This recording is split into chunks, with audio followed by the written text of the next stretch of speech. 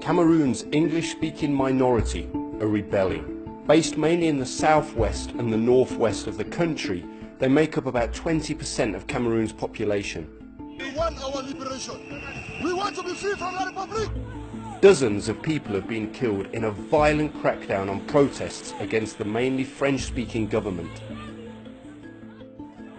In recent days, there's been reports of running battles between youths and the army. 2 military police officers were also killed this week during a raid on a security checkpoint. The police and the army have now been deployed to the English-speaking regions in large numbers.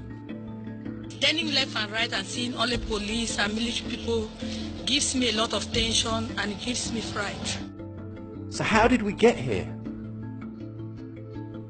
Well, in the late 19th century, Germany colonized Cameroon. But after their defeat in World War I, it was divided up between the French and the British. Then, in 1961, following a referendum, the French and British colonies united to form Cameroon. Many English speakers accused the Francophone majority of discrimination, including excluding them from top civil service jobs.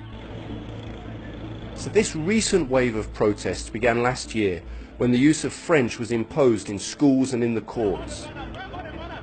These demonstrating lawyers were tear-gassed before being dispersed by the police.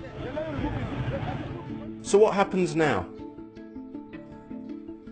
Long-standing president of Cameroon, Paul Biya, hasn't really said much about the situation. But in a Facebook post on October the 1st, he did condemn the violence and call for dialogue.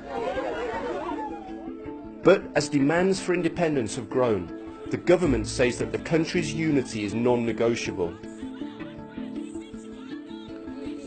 Arrest warrants have now been issued for 15 secessionist leaders. The fear now is that the violence will escalate if calls for an independent state continue.